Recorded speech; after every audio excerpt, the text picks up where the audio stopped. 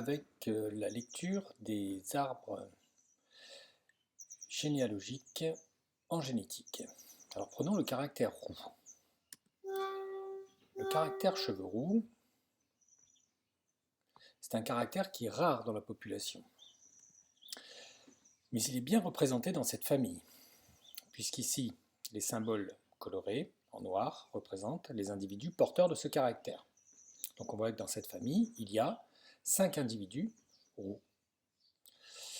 Si c'est bien représenté dans cette famille alors que c'est rare dans la population, on peut penser à un contrôle génétique. Première hypothèse, qui en fait contient deux hypothèses, on va considérer que le caractère roux est dû à un gène, à deux allèles, grand R et petit r. Partons du principe que R entraîne une couleur de cheveux autre que roux, et petit r entraîne une couleur rousse.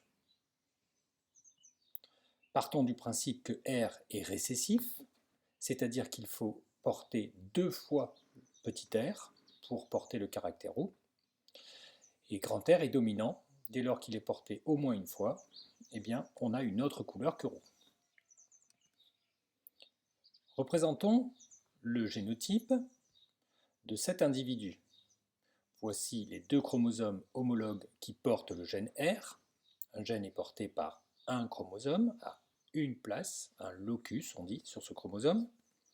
On peut représenter petit r sur ce chromosome, et comme il est roux, d'après nos hypothèses, il porte 2 fois petit r. Ça veut dire qu'il aurait hérité de petit r de son père et de petit r de sa mère.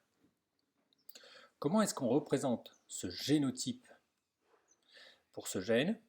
Eh bien, entre parenthèses, et les 2 chromosomes homologues sont représentés par une double barre de fraction, tout simplement.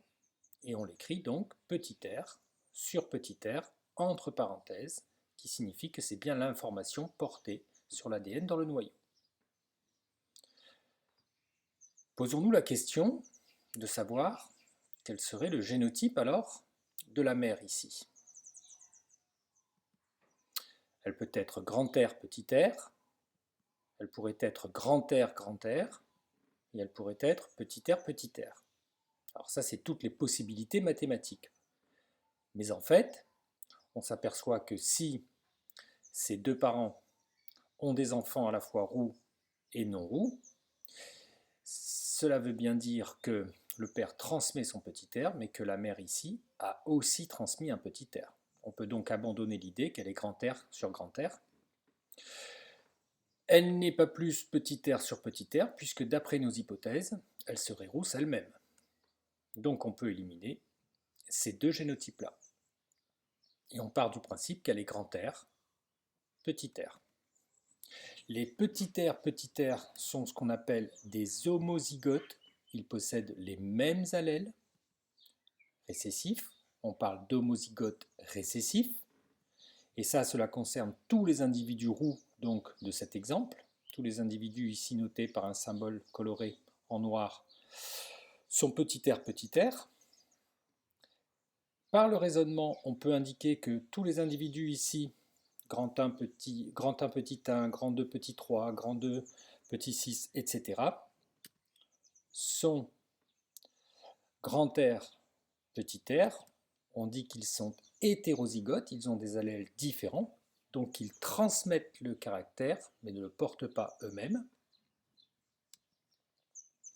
Et enfin, grand 3 15 et grand 3 16 sont possiblement grand R, mais rien ne permet de l'affirmer. Alors que pour les autres, on peut en être quasi sûr.